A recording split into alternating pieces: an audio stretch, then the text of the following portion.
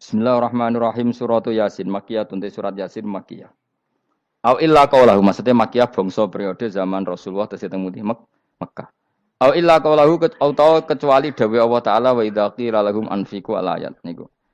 Au madaniyatun utawa sebagian ulama darani surat Yasin bangsa napa? Madaniyah. Isnatan iku loro wa samanun lan 80 apane ayatan ayat. Jadi surat Yasin kabeh berjumlah berapa? 82 ayat. Bismillahirrahmanirrahim Yasin. Ya semua ulama makna Yasin itu makna nama lain dari Rasulullah Muhammad Shallallahu Alaihi Wasallam. Meskipun secara ikhtiyat, secara hati-hati, mufassir biasanya bilang Allah a'lamu bimuradihi bi. Allah a'lamu dat sing pirsa bimuradihi kelan kersane Allah bi iklan Yasin. Tapi kita tahu secara ahwalul ulama, ya saya ulang lagi, kita tahu secara tradisinya ulama tetap mengatakan Yasin maknanya ya Muhammad. Buktinya terusannya apa? Innaka laminal mursali. Innaka ke siapa coba? Ke Nabi kan, Nabi Muhammad. Berarti Yasin wahai Muhammad kamu adalah mursalin. Apalagi ada istimal yang sudah konsensus seluruh dunia. Misalnya sholatullah, salamullah ala toha rasulillah, sholatullah, salamullah ala Yasin habibillah. Jadi makanya saya berkali-kali bilang, saya pernah ngisi pengajaran tafsir di Madura juga bilang gitu. Ada disiplin ilmu tafsir dan itu kadang ketatnya ikhtiyat. Ikhtiyat itu hati-hati. Sehingga tetap bilang Allah alamu bimuradihi bidalik. Tapi meskipun demikian, ada konsensus masif dari para ulama yang menggunakan Yasin Toha itu untuk Rasulullah Shallallahu Alaihi Wasallam. Karena secara siakul kalam pasti demikian. Misalnya di juz 16 ya, surat Toha itu ya, 16 ya. Toha, ya Muhammad, ma anzalna alaikal Qur'ana litasqa. Coba kalau Toha ada artinya Muhammad lalu siapa? Ada kata ma anzalna alaika, apa? Coba sekarang Toha ganti ya Muhammad kan pas ya Muhammadu ma anzalna alaika al-Qur'ana litasqa. Jelas ya? Secara siakul kalam Toha menunjuk siapa? Muhammad karena tulisannya coba ya. Toha diganti kata Muhammad. Ya tentu diganti secara makna. Ya Muhammadu ma anzalna alaikal Qur'ana litasqa. Yasin juga ganti aja. Ya Muhammad demi Quran yang hakim innaka ya Muhammad laminal mursalin. Sehingga meskipun mufassir secara disiplin ikhtiyatnya, kehati-hatiannya bilang innaka laminal apa? Allah a'lamu bimuradihi bidzalik, tapi secara ahwalul ulama tetap Toha dan Yasin adalah ismun min asma'i Rasulillah sallallahu alaihi wasallam. Kayak tadi apa? Salatullah salamullah ala Toha Rasulillah, salatullah salamullah ala Yasin habibillah. Jelas ya. Jadi antara istimalnya ulama itu beda dengan keikhtiyatan mufassir. Dan tentu kita milih yang istimalnya ulama. Karena itu lebih gampang supaya kata alaika khitab itu kena apa? Kena. Mukhatabnya siapa? Terus ketiga kata Ibnu Jarir atau Bari, enggak mungkin Allah mengkhitabkan sesuatu dengan sesuatu yang enggak bisa difahami. Karena orang Arab dan zaman itu paham Yasin adalah Rasulullah, Toha adalah Rasulullah, sehingga ada khitab itu. Buktinya orang kafir zaman itu enggak pernah menyoal gini. Muhammad katanya Quran itu indah, mudah difahami. Ternyata ini ada lafaz-lafaz yang kita tidak paham. Nyatanya orang kafir tidak gugat seperti itu. Itu menunjukkan bahwa penggunaan Toha dan Yasin adalah ma'ruf dan difahami. Paham? Jelas ya? Ya soal nanti ikhtiyat, ya ikhtiyat saja kita ikhtiyat. Paham ya? Tapi tetap difahami. Apa? Tetap difahami. Buktinya jelas kan Toha ma anzalna alaika. Berarti diganti saja apa? Ya Muhammad ma anzalna alaika al-Qur'ana litasqa. Mohon jelas ya. Wal Qur'ani demi Qur'an al Hakimi kang bijak. Ail muhkami tegese kang kuat utawa kang kukuh. Kukuh maknane indah bi aji binasmi kelawan keajaibane susunan wa badil ma'ani lan keindahane makna. Innaka saat temne sira ya Muhammad wa Muhammad lamnal mursalin setengah sangking wong sing diutus. Sungguh termasuk wong sing diutus Allah. Ora sekedar diutus ala siratin kowe ing atase jalur to dalan mustaqimin kang jejeg. Uti ala mutalikun ta'alluq bima perkara qabla kang sedurunge iki dawuh. Tariqil anbiya tegese kowe iku sesuai dalane para-para nabi qabla ka sedurunge sira. Maknane tariqil anbiya ya tauhid tegese tauhid wal huda lan petunjuk. Wa taqidu tinau kiti bil qasami iklan qasam wa ghairi lan liyane qasam ngrad niku nolak liqaulil kufari marang pengucape wong kafir lagu maring nabi wong kafir komentar ning nabi napa lasta mursala Muhammad iku ora rasul terus Allah jawab innaka laminal mursalin tanzilal azizi kang kowe iku dadi rasul mergo entuk turunan untuk keturunan Quran sing aziz, sing tanzilal aziz. Kang Quran iku dadi sesuatu sing diturunno Allah sing aziz. Fi mulkihi dalam kerajaane wa ar-rahimi kang welas, fi khalqihi lan makhluk Allah. Utai lafat tanzil ku khabar mubtada'in khabar mubtada'. Ya karena Imam Suyuti baca tanzilu sehingga dia nerkepnya mubtada'. Tapi kira kita kan baca apa? Tanzila. Makanya saya berkali-kali ngaji itu sama guru. Imam Suyuti dia itu bacanya tanzilu, makanya dia nerkep jadi khabar. Sementara kira kita tanzila, maka kita nerkep jadi maf'ul mutlaq. Paham ya? Makanya kamu enggak usah bingung iki kok jadi khobar padahal macane tanzila. Utawa ora bingung mergo ora paham pilihane loro tok. Ya. Jadi yang jelas Imam Suyuti itu kadung milih rofa, makanya dia nerkep khobar. Paham ya tanzilu, makanya dia nerkep apa? Khobar. Kalau kita baca kan tanzila, maka itu maf'ul mutlak atau nyimpan kata amdahu. Ayil Qur'an itu kese Qur'an. Bi khabar mubtada'in muqaddarin. Apa sing kang aran tanzilul aziz ya Qur'anu tentu Qur'an. Qur'anu tujuane ditung dira supaya ngekeki peringatan sira bil Qur'an kauman ing kaum ta'alikun bitanzil. Maung dira kang ora dikeki peringatan sapa abahum bapak-bapak wong akeh elam yung daru. Tegese ora dikeki peringatan sapa ngakeh fi zamanil fatra ing dalam zaman fatra. Ya jadi Quran itu gunanya ya membuat logika yang benar supaya orang itu menghindari kesalahan. Jadi menakut-nakuti itu kalau enggak harus tentang neraka. Takut dari kesalahan, takut dari kebodohan. Kan kita juga takut kan punya pemimpin yang salah, takut punya kasus, takut kepleset. Ketakutan tidak harus dari neraka. Makanya saya berkali-kali bilang, saya sering dulu dinasihati Mbah Mun, enak kepen alim, ojo sering maca tafsir, mari goblok dari Mbah Mun. Maksudnya mari goblok itu gini, mufassir itu manusia, kadang dia itu satu ayat umum, dia mendiktekan ke satu kasus, padahal kasusnya lebih umum. Makanya berkali-kali sama nani umpama ngene, contohnya ngene. Karena nanti itu mengikat. Misalnya gini ya, saya ulang lagi ya. Ben gayamu kayak wong alim.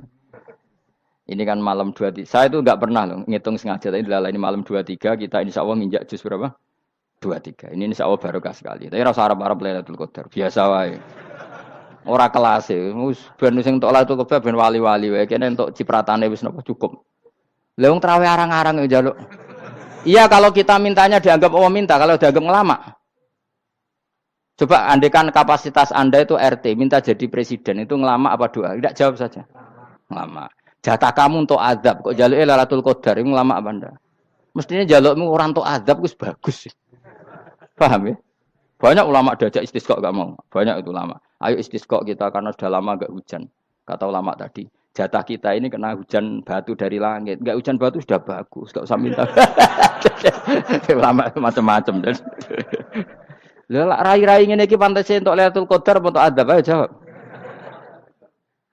Ayo. Ora entuk adab wis bagus. Yo dadi dongane ya Allah. Ampun jenengan siksa la tu'akhidna. La tu'akhidna maknane njuk Lailatul Qadar apa ora disiksa? Ya makam kita itu masih Robbana la tu'akhidna. Iku supaya gak disiksa innasina waktu ana kalau kita salah. Kowe kan gak kalau. Wah sudah salah. Jadi donga innasina waktu ana sange apikane pangeran wae ditambahin kalau kita salah. Kalau kita kan sudah tidak kalau lagi sudah. Sudah jelas salah berkali-kali lagi. Mbok wong diisin. Njolak jaruk Lailatul Qadar gak diisin. Tapi ya oleh wong pangeran apian. Pangeran kan tapi misalnya pangeran ora aku luwe apian timbang aku. Jadi sowe disahno permintaan. Tapi gak dikabulno. Mau disahno tapi ora usah apa? Disahno iku iman jalin jan wong goblok piye meneh, macam-macam. Makanya doa paling fair itu ya Rabbana dzalamna anfusana wa lam taghfir lana wa tarhamna lanakunanna. Makom kita itu di sepuro pangeran. Sing bener donga wong traweh-traweh lho ning Tuban ning Jogja wis bener apa innaka afuwun karim tuhibbul afwa fa'fu anna. Ora ana guru-guru kita donga ya Allah anilna lailatul qadar ya Allah ka ono saraku kiye kita ora ono ngajarno ngono ya Allah innaka afuwun karim tuhibbul afwa fa'fu anna. Jenengan kandat sing kathah nyepurane lan seneng nyepuro himpun jenengan sepuro. Iku wis bagus sudah. Udah bagus. Ndelok Lailatul Qadar gresuk ndelok srengenge. Terus ndelok angin. Angger daerah Gunung Kidul banter terus anak-anak.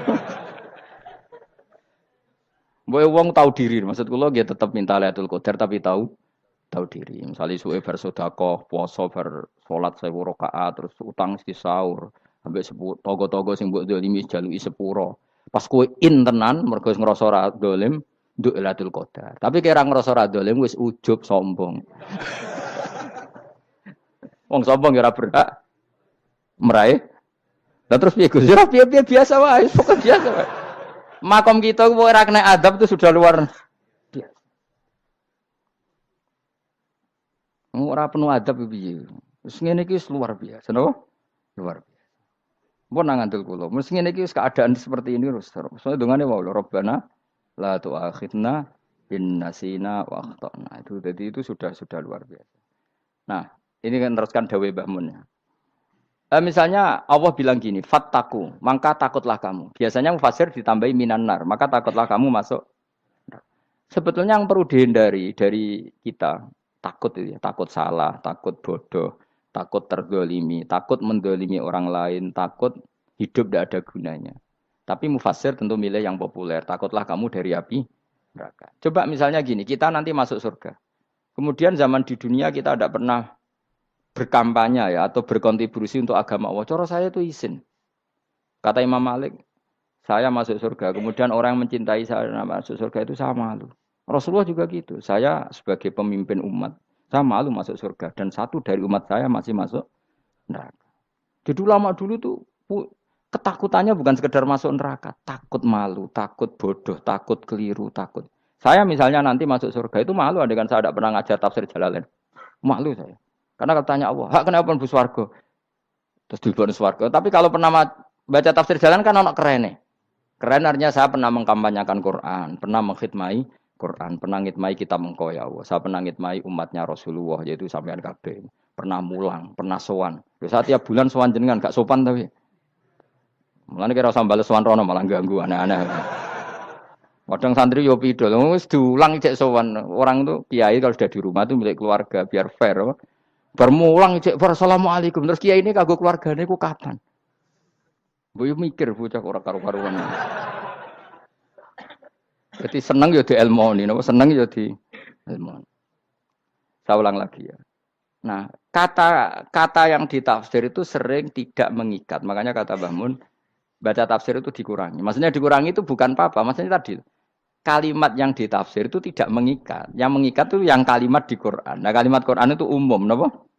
Misalnya gini, Allah kalau gini. I'dilu, kamu harus berbuat adil. Lalu adil itu misalnya mufasir menafsiri, adil itu menyamakan di antara dua orang konflik. Misalnya di MK 01 dan 02 dianggap sama, itu namanya adil. Itu kan dawai mufasir. Atau misalnya gini, Allah bilang gini ke saya, hak kena jadi kiai sing adil. Terus adil ditafsiri orang, adil itu menyamakan sesama murid, haknya sama. Nah, tapi bisa saja adil itu di luar itu semua. Misalnya gini, ternyata adil menurut Allah gini. Adil maknanya seimbang, apa? Adil itu maknanya apa? Seimbang. Lalu keseimbangan seorang hamba adalah dia ingat Allah lebih banyak. Karena ini bandul yang benar-benar nyata. Allah itu nikmatnya nyata. Sehingga ketika saya sebagai orang alim, ingat saya alim itu karena Allah. Dikasih ilmu Allah, dikasih cerdas Allah. Dikasih semuanya dari Allah. Sehingga saya itu tidak merasa kumuluhur pada kalian. Karena semua ini dari Allah. Kemudian Allah sendiri yang memerintahkan, kamu harus mengajar. Maka saya ada arep-arep salam templek sampeyan, penghormatan sampeyan, apresiasi sampeyan. Karena saya hubungannya hanya dengan Allah Subhanahu wa Ta'ala. Itu namanya adil. Meletakkan sesuatu proporsional. Itu juga adil namanya. Makanya seseorang itu enggak bisa dikatakan abid selagi belum tahu kalau ibadahnya minallah. Jadi misalnya ke ibadah tok. Ternyata kamu yakin itu ibadah kamu, amal kamu itu belum abid. Abid hakikat adalah alhamdulillah alladzi hadana li hada wa ma kunna linahtadiya laula anda tahu. Ketika kita sujud yakin ya Allah alhamdulillah jenengan menakdir saya sujud. Saya salat alhamdulillah engkau menakdir saya salat. Sehingga minallah dulu pikiran itu semua kebesaran kemendahan ini minallah dulu. Baru setelah minallah kita yakin billah. Setelah billah juga yakin illallah. Misalnya gini illallah itu. Setelah saya ngajar tafsir Jalalain, kepentingan saya satu. Hamba-hambanya Allah menjadi tambah mencintai Allah. Tidak mencintai saya. Enggak penting sampean mencintai saya. Makanya Imam Syafi'i tiap ngajar bilang begini. Wadittu annal khalqa ta'allamu hadal ilma wala yahmadunani. Saya senang kalau kalian belajar fikih sama saya, tapi kamu tidak usah muji saya. Jadikan fikih ini alat taqarrub kamu kepada Allah. Itu namanya minallah wa ilallah. Itu adil. Tapi adil yang dijelaskan ulama beda-beda tadi. Ada mengatakan adil adalah proporsional antara murid, antara keluarga dan murid. Meskipun kamu senang mulang, jangan merantarkan keluarga. Itu tidak adil. Itu kan versi, no? Maksudnya Mbah Mun, kamu jangan terjebak versi-versi dalam tafsir. Paham ya? Karena Allah hanya ngendikan i'dilu wa aqrabu. Paham ya? Tapi kan penjelasan adil ini orang versi. Paham ya? Ada yang nulis adil adalah meskipun mimpin masyarakat ya ingat keluarga. Karena sing tukang wayo kan nafsiri adil, adil adalah karena laki tidak cukup istri satu maka ayo kan yo repot nanti. Tapi kalau kadung istrinya 3 atau 4, adil adalah harinya sama meskipun janda dan perawan. Jari sing lanang gak adil adalah proporsional. Sing wis suwi dikumpuli dikurangi. Yang baru ya mungkin kabeh enggak kalau nuruti. Mungkin enggak? Ya, tapi itu kan versi, nama. Maka kata Mbak Mun itu memang saya itu merasakan, saya sebagai mufasir merasakan memang saya akan sering baca Jalalain beda dengan tafsir Munir, nanti beda dengan tafsir Qurtubi. Saya beri contoh misalnya. Dan kamu pasti salah jawab ini. Kalau kamu benar berarti ya alim tenan. Wa idza darabtum fil ardi falaysa 'alaikum junahun an taqsuru binas shalah. Orang kalau pergi itu boleh enggak ngosor salat? Enggak, jawab saja. Boleh kan? Ngosor salat itu apa? Misalnya salat asar 4 jadi berapa? 2. Kalau isya jadi 2. Kalau subuh? Enggak, sudah maju lah. Maghrib? Enggak, kan yang bisa dikosor hanya berapa? Yang rubaiyah, yang apa? Berarti kamu yakin antak suruh minas shalah artinya 4 jadi 2, yakin? Enggak, jawab saja. Yakin. Nah itu termasuk orang pinter kayak. Berarti ilmu lagi sak trip. Ya? Sebetulnya kata Imam Qurtubi enggak. Ayat itu kan hanya bilang gini, kalau kamu bepergian maka kamu boleh menyendak sholat. Qasru itu memotong. Dari aturan yang dulu 4 menjadi 2. Sebetulnya tidak hanya itu tok. Aturan tidak boleh membawa najis menjadi boleh. Aturan harus tumak ninah menjadi tidak harus tumak ninah. Misalnya kamu sholat dalam keadaan perang, wajib tumak ninah apa boleh sambil lari-lari? Boleh sambil lari-lari. Boleh gak ketika perang kamu sholat sambil menghadap tidak ke kiblat? Boleh. Makanya antak suruh minas sholat maknanya apa? Jika kamu pergi, maka dalam konteks itu kan perang ya.